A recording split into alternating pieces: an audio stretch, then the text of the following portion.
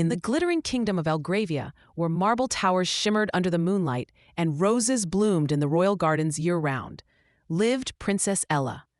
Born with beauty, grace, and a soul hungry for truth, she was beloved by the people and envied by courtiers. But behind her serene smile lay a storm. She was a princess, but also a prisoner, caged by expectation, duty, and a crown that felt more like a chain. When she turned 17, Ella's life became a script written by others: diplomacy, ballrooms, alliances, and suitors who praised her lineage more than her laughter. Her world was golden, but her heart remained gray. Below the splendor of the palace, buried deep in the cold stone bowels of the royal prison, sat a man named Danel. He was no common thief. Once a farmer, then a soldier, then a rebel, Danel had risen not through power, but through pain. He had spoken out when borderland families were starved and silenced. For this, he was chained, branded a traitor, and thrown into the darkest cell beneath Elgravia's throne. He had eyes like storm clouds and a voice like gravel in the wind. He did not beg, he did not curse. He waited, silent, watchful, unbroken. It was curiosity that first led Ella to the dungeon, a political tour, her father said, to understand the cost of rebellion. But when her eyes met Danel's through iron bars, something ancient and electric passed between them. Unlike the lords who bowed and flattered, he did not look at her like royalty. He looked at her like a riddle. "You didn't kneel," she said quietly. "I don't kneel for masks," he replied, "and I don't believe in crowns." Instead of fury, she felt intrigue. Ella returned the next day, and the next. Under the guise of charity and education, she brought him books, questions, and stories. She challenged him. He listened. And soon, the walls between them crumbled faster than the dungeon stones. Their conversations shifted from politics to poetry, from rebellion to constellations, from grief to dreams. Danel told her about his mother's garden. Ella confessed how lonely her balcony felt at night. One day she asked, "Why aren't you afraid of me?" He looked at her gently and said, "Because I don't see a crown. I see a girl who looks like she's never been allowed to cry." And in that moment, she did. Love bloomed not in grand gestures, but in quiet defiance. A touch through iron bars, a note was smuggled in a book's spine. Laughter echoed in a place meant for sorrow, their hearts stitched together in shadows. But secrets don't stay silent in palaces. One night, a guard overheard Ella whispering Danel's name. The king was informed. The betrayal cut deeper than steel. Furious, humiliated, the king ordered Danel's execution at dawn. No trial, no mercy. Ella pleaded. She screamed. She threatened to renounce her title. But her father, stone-hearted and politically cornered, would not yield. That night, Ella stole away to the dungeon one last time. Tears streamed down her face as she gripped the bars. "I would trade everything for your freedom," she whispered. Danel, calm even now, reached for her hand.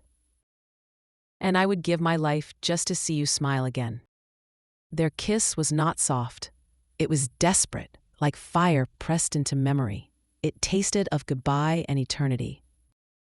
At dawn, the execution square was filled with silence. Guards held Danel in chains. Ella stood before the blade.